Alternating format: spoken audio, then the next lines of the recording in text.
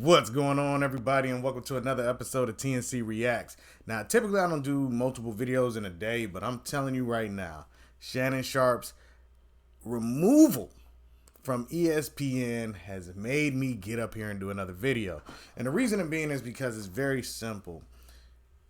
I could not imagine paying someone who's not only cost me $100 million deal, cost me 20 or however much money he had to delve out, and then 3 getting fired from my job, all because something that was consensual or possibly not, because once again, this is not criminal court.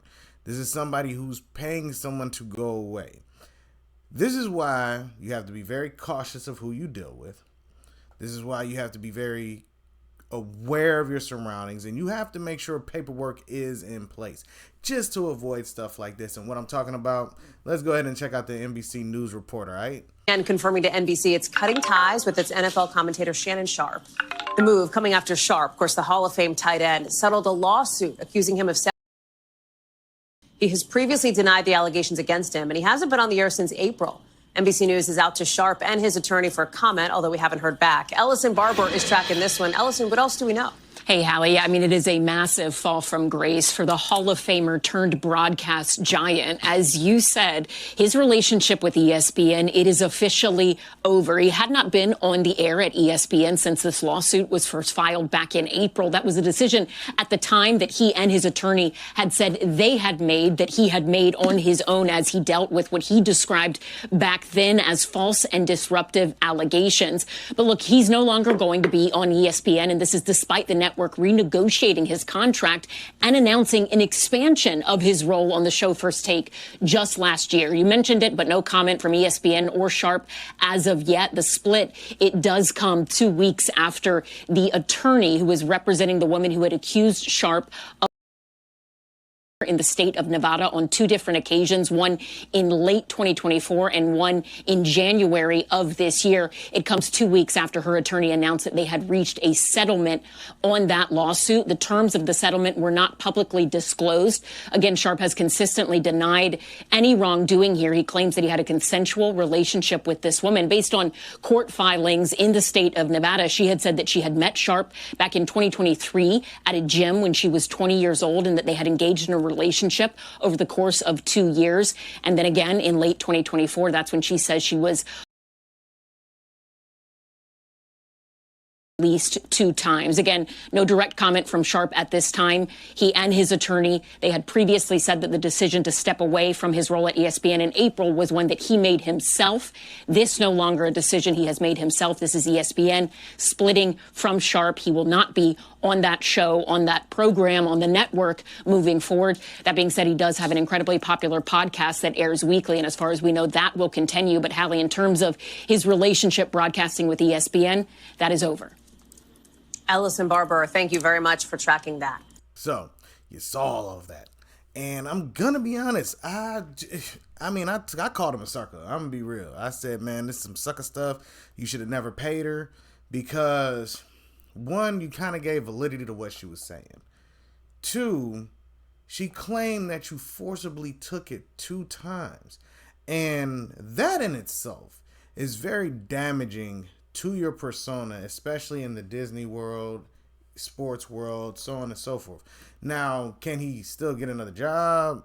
He's got his podcast. He's got his after night thing on with Ocho Cinco. But realistically, him doing what he was doing with ESPN, all of this work he was putting in, very consistent checks, to have all of that go down and just blow up, all because of a relationship that you had with a female who is lying or not lying, who knows, is just something that you just don't want to risk. It's not worth the risk. And this is why you see a lot nowadays where men are being more cautious of who they interact with. Oh man, I can't get no dates. Oh, where are the men that buy women drinks? I'm not buying. Look, let's be real, man. You buy a woman a drink, she had 1 drink, she could say she was too intoxicated to consent. That is just wild in itself. You know what I mean? And it's just not, none of it is worth the risk. I'm sorry, just dating nowadays is way more dangerous. And then you were going at it with this chick for years. You know what I'm saying? A year plus. That's a lot of thunderclapping that's going on for them to turn around and build up whatever case they want to build against you. That's why if you notice with the smart guys, they're doing a one and done, making them sign NDAs, making them do all of this paperwork because they're like, look, you got to sign all of this first before we even decide to get it in because my career, my money, my life is way more important than getting this getting this dirty off. You know what I'm saying? But all jokes aside, this is why, one, it doesn't matter the age range of the individual you're messing with. You have to look at the personality.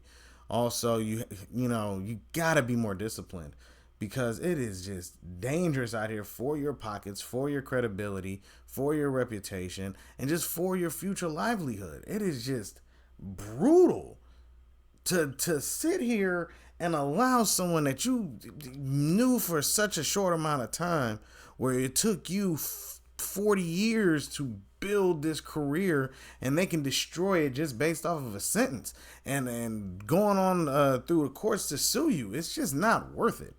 And when you start noticing that what's going to start happening more and more is this is going to be the hustle. Mark my words, this is going to be a hustle. You're going to start seeing dudes who've been messing around with women. All of a sudden, they're going to throw out these allegations, and then they're going to have to just start paying them off, but then they're going to start losing their jobs. Then you're going to start seeing women getting curved and talking about there's no good men and all of that stuff because regardless of what people say, well, what, I'm going to take your PlayStation? No, it's about ruining my reputation. Is my reputation worth way more than what comes out of your mouth? Yes. So I'd rather not even put my reputation on the line to deal with someone who might just be mad at me and go on the T app and decide to blast me on some lies because they're upset at something I said or did, which I was in my right to do. It's not worth it. And that's what you're going to see more and more of. It's just things that are not going to be worth it. It's not going to be worth it. And men are going to wise up by watching, because wisdom is based on watching other people's mistakes and you don't repeat the same thing. You know what I mean? So, man, like I said, I'm disappointed in dude. He's too old to be falling for a rookie mistake. He's seen so many people go through this. For him to choose someone like that then turns around and says that they're retiring from the game, lets you know that you were nothing but a meal ticket. Imagine someone lying on you and then posting after they settled that they're retiring from the game. That is mind blowing. I couldn't imagine someone lying on me and then retiring off of the money I've had to pay them out. That's why I don't believe in paying these people. You countersue and make them really think about what's about to happen. You know what I mean? But let me know what y'all think down in the comments section and be on the lookout for more videos. All right, everybody? Peace.